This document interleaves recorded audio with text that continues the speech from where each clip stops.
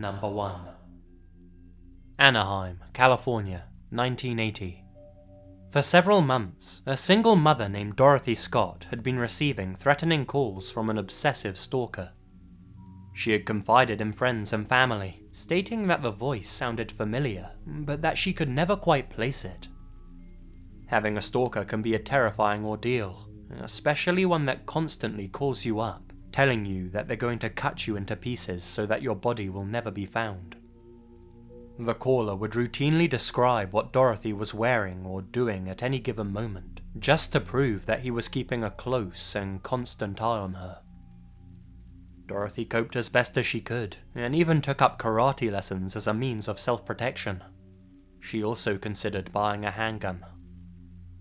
For the most part, life continued as normal. Until the identity of her stalker was uncovered, there was little else she could do to stop the constant abuse. She continued to go to work, since she needed the money to support her son, Sean. It was at work, on May 28th, that one of her co-workers, Conrad Bostron, fell sick, with a large red mark appearing on his arm. Dorothy and another employee, Pam Head, took him to the hospital. It was in the emergency room that doctors came to a surprising conclusion. Conrad had been bitten by a spider, and his arm had become infected. This seemed odd, since he couldn't place a time when this could have happened. Supposing that certain things like this can go unnoticed, he was treated by the doctors well into the night, with Dorothy and Pam waiting for him the entire time. There wasn't any rush, since Dorothy knew that her son was being well looked after by her parents while she was at work. Finally, after hours of examination and treatment, Conrad was discharged, and the three readied themselves to leave. It was then that Dorothy told her two associates to wait for her inside, while she went to get the car and pull it around, a decision that would prove to have horrific consequences. After an unusually long wait, Conrad and Pam were relieved to see Dorothy's car fast approaching the entrance. Actually, it was going a little too fast, and showed no intention of stopping.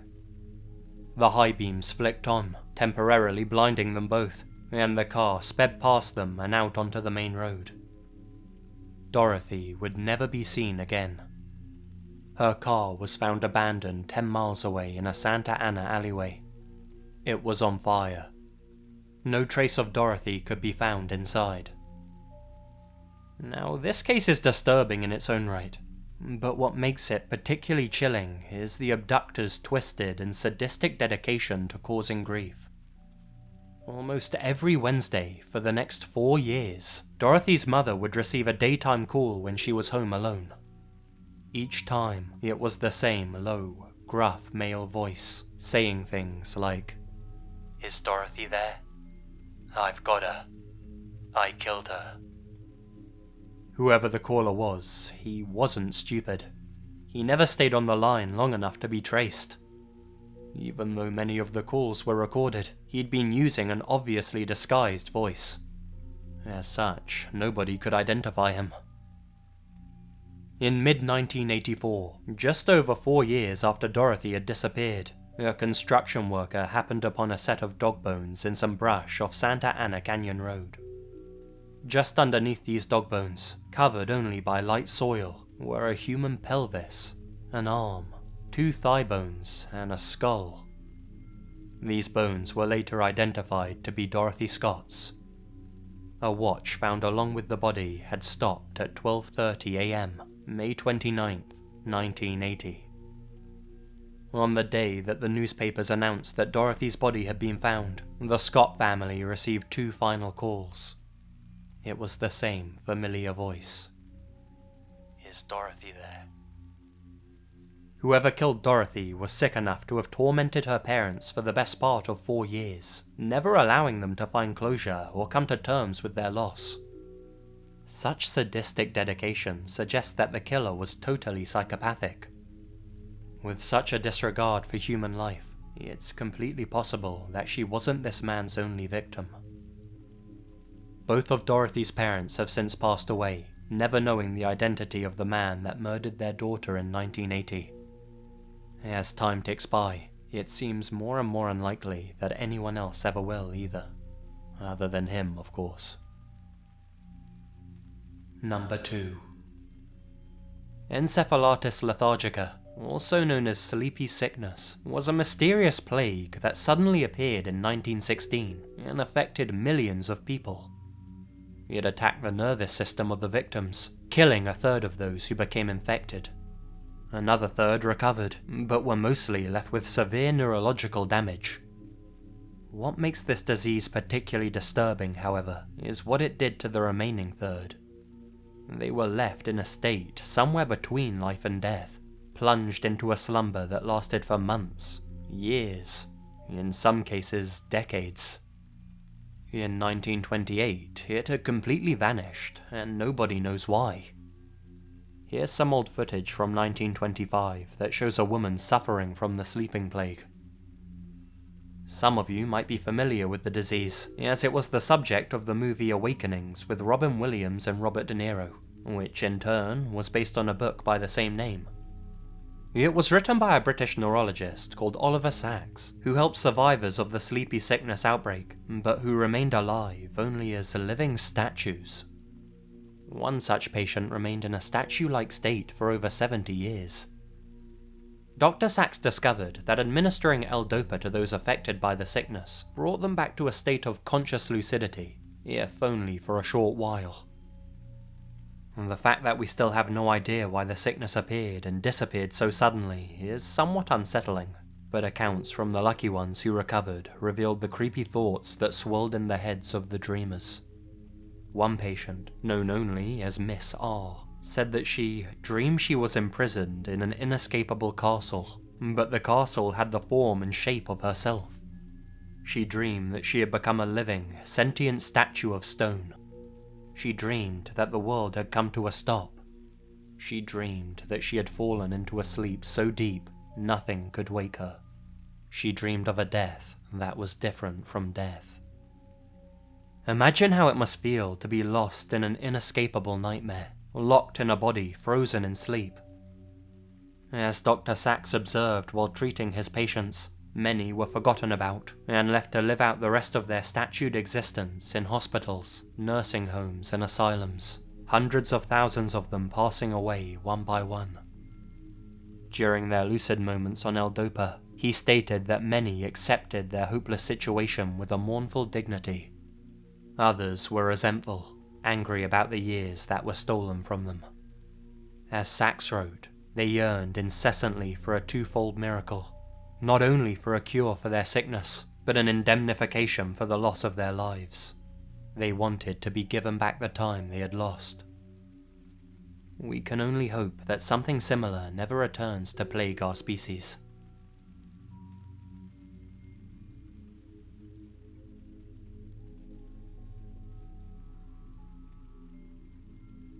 Number 3. 1948, Somerton Beach, Adelaide, Australia. The setting to what has been described as the world's most perplexing cold case.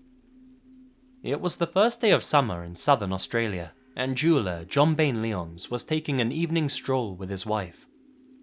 They noticed an immaculately dressed man lying asleep on the beach, his head propped up against the sea wall.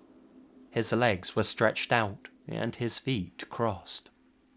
At first, they assumed he was just some sort of drunk that had passed out on the beach. Watching him from a distance, the man seemed to lift his right arm upwards, and then back down to his side. They thought nothing more of it and continued on their way. Half an hour later, another couple noticed the man in the same position. He was motionless now, with his left arm splayed out in a weird fashion. Stranger, they thought, was his attire. Not many people would choose to wear a full suit with pristinely polished shoes to the beach. His face was covered in mosquitoes. Again, they assumed he had passed out after drinking one too many beers. The next morning, the first passer-by, John Bain Lyons, returned to the beach for an early swim. He noticed the man was still there, propped up against the sea wall, and he hadn't moved an inch. Lyons went over to check on him. The man was cold to the touch and had been dead for some hours. Looking at these pictures, there's something unsettling about his pose, perhaps because it looks so casual. Investigators searched the body for some form of ID, but came up with nothing. There was no wallet or cash, and the name tags of all of his clothes had been carefully snipped away. One of his trouser pockets had been repaired with an unusual type of orange thread. The immediate investigation revealed a few facts. The body had not been in the water. Death appeared to have taken place whilst he was sleeping. There were no marks on his body, no signs of any violence or a struggle. What there were signs of, however, was poisoning. The post-mortem revealed blood in irregular areas of the body, such as the stomach. His liver was distended, his pupils unusually small, and his spleen was about 3 times larger than it should be.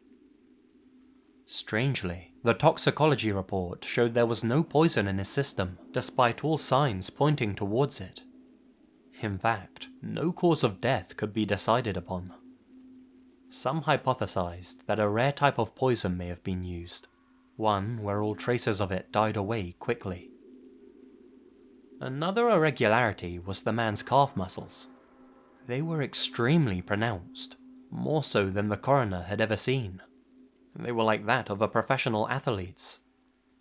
The shape of his feet suggested that he had been in the habit of wearing high-heeled and pointed shoes. One expert suggested he may have been a ballet dancer. So, who was the Somerton beach man? To this day, nobody knows. Sets of his fingerprints were analysed the world over, and people from all across the area came to try and identify the body. Some thought they recognised his face from the newspaper, though nothing ever came of this, and nobody knew who he was. What was discovered, though, was the dead man's suitcase, which had been left at the train station. Inside it was a table knife, a stencil kit, a reel of the same unusual orange thread, and some clothes. 3 items of clothing bore the name T. Keane, though it was later revealed that this wasn't the man's true identity, and that somebody had purposefully left these tags inside to fool the police. All other traces of the man's real identity had been removed. The police were stumped at this point, and it wouldn't be until 4 months later that a surprise discovery would be made. This discovery, however, only added to the confusion. Sewn into the waistband of the man's trousers was a small, hidden pocket. Inside was a crumpled up piece of paper which contained only 2 words: Tamam shud, a Persian phrase meaning, "it is ended." The phrase had been torn from a rare poetry book, the Rubaiyat of Omar Khayyam. The plot thickened. 8 months after the man's death, the copy of the book had been found. 2 men who had been in the area at the time the man died had found the book lying in the back seat of their car. Silently, they just assumed it belonged to the other, and it had remained in the glove box ever since. They forgot all about it. When they heard about the case, they re-examined it and found that the phrase had been torn out from the last page of their copy. They came to the police immediately. Examining the book under ultraviolet light, a secret code was found on one of the pages. Nobody has ever been able to break it. And that's as far as anyone's ever come to cracking the case. Namely, not very far at all. We still don't know who this man was, who left the book in the men's car, or even what the code means. Nor do we know for certain how he died. The alleged use of poison, along with the fact that all identification had been removed from the body, have led many to speculate that the gentleman was some form of spy or a government agent. As such, he could have been assassinated. Others suggest this was an elaborate suicide. The man's body was embalmed to preserve one of the few pieces of evidence the police had at the time. It was then buried and sealed beneath concrete, ready to be exhumed if ever needed. For the next 30 years, at odd intervals, flowers would appear at the unknown man's grave. Nobody knows who kept leaving them there. Number 4. In 1948, a gigantic tornado swept through the town of Woodward, Oklahoma, causing massive destruction and claiming the lives of 185 residents. 4-year-old Joan Gay Croft lost her mother that day, and her stepfather was critically injured. She managed to survive the ordeal with minor injuries, as did her half-sister, Jerry. They were taken to a nearby hospital, and it was in the hospital's basement that both Joan and Jerry were sheltered, along with a number of other refugees who had lost everything during the carnage of that day. At some point during the night, 2 men dressed in army uniforms entered the basement and asked for Joan by name, claiming that they needed to rush her to another hospital where her stepfather was being treated. Joan protested, desperate not to leave her sister's side, but the men assured her everything was going to be okay and grabbed a hold of her. They stated that they'd be back for Jerry shortly, and that the two wouldn't be separated for long. Of course, members of staff confronted the men when they heard Joan's cries, but they managed to convince them that they were both officials. This did seem reasonable. Many of the victims were being whisked away to other treatment centers to help solve the capacity issues. Without further resistance, Joan was escorted out by the 2 men. They never returned for Jerry, and Joan was never seen again. As if it hadn't lost enough that day, the town also lost Joan. What's odd is that even these days, Woodward is an extremely small community, far from any other towns or cities. In '48, it was the kind of place where everyone knew everyone. It seems strange that these 2 men knew to ask for Joan by name, and yet nobody else recognized either of them. They knew who they were coming for. Despite the case receiving nationwide attention, Joan was never found. Number 5. You're probably not intimately familiar with the work of the singer Q Lazarus, or her band The Resurrection. She's best known as the one-hit wonder musician behind Goodbye Horses, a song made famous in the horror movie Silence of the Lambs. It's actually a really awesome, if slightly eerie track, befitting of the scene that made it famous. If you don't know it, then pause the video here and go and check it out via the link in the description. It might help you appreciate the mystery behind the singer. A few months ago, Reddit user Myrna asked if anyone had any information about Q Lazarus after 1996. Like many others, they had searched and searched, but came up with nothing. It seemed unusual that after that point, there was no information about her online. The trail just goes cold. A few other users joined in on the search, and came up with some interesting leads. Here's what they found out. Q Lazarus's real name was Quiana Lucky. She moved to the UK to start a heavy metal band. Her ex-manager last saw her looking unwell. She became close to a Swedish hustler and cokehead who apparently cut her off from the rest of the world and filtered everyone away from her. Her songwriter, William Garvey, said that he was certain she was dead. Garvey himself died in 2009. Perhaps most odd is that she has unclaimed royalties, just waiting to be collected. Seeing how her music is featured in some prominent movies, this could be a significant amount of money. Why wouldn't she have claimed it by now? Even her old bandmate, Gloriana Galicia, says that she doesn't know whether Q is alive or dead. Now, don't get me wrong, I'd say this mystery is more odd than sinister. She became somewhat well known while the internet was still finding its feet. It wasn't like nowadays, where there's a plethora of information on every one-hit wonder that's ever graced the airways or a big movie soundtrack. Perhaps she just faded away into obscurity and is living a quiet life somewhere.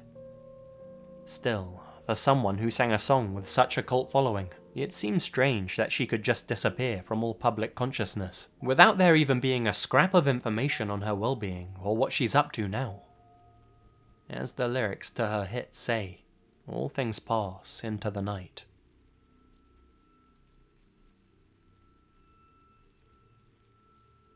Here's a bonus entry. I thought it was interesting, but not really the same vibe as the other ones. It's an unsolved mystery 7,000 years in the making.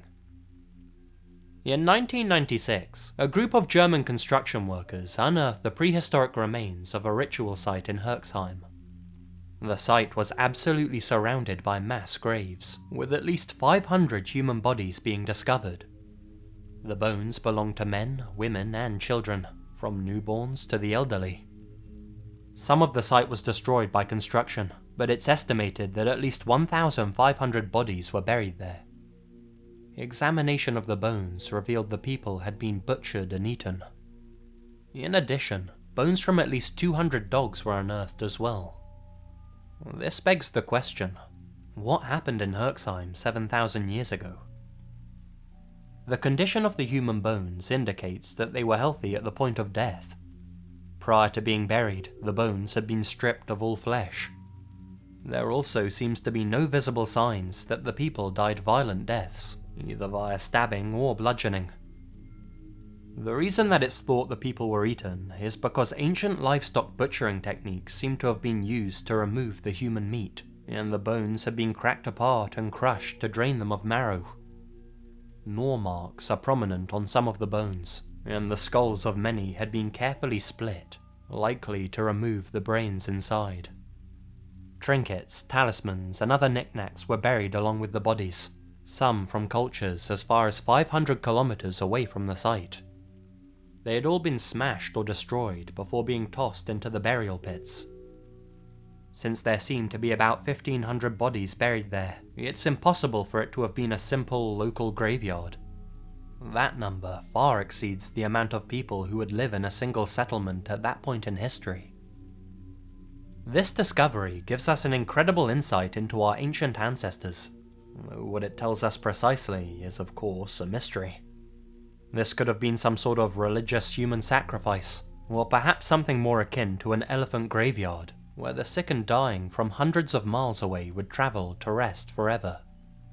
That might explain why people from so far away could be found there, buried with their cultural artifacts. Maybe cannibalism was part of their ancient burial process. Why would their possessions have been destroyed though? Was this part of the ritual, or was there a more sinister reasoning behind it? Maybe they believed that one's own personal possessions were theirs and theirs alone, and that by smashing them, they could deter grave robbers. Ultimately, we'll never know for certain. Regardless, it's a truly interesting thing to think about. Speculating about what happened all those years ago really conjures up some disturbing images in the mind. Any theories of your own?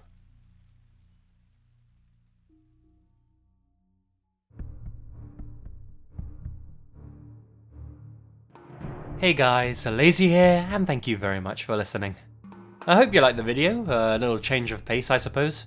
This was voted for by all my followers on Twitter, so thank you guys for voting for this. And if you liked it, I'll consider making something similar in the future. I want to say a big thank you to Anthony Salinas for the thumbnail for this one.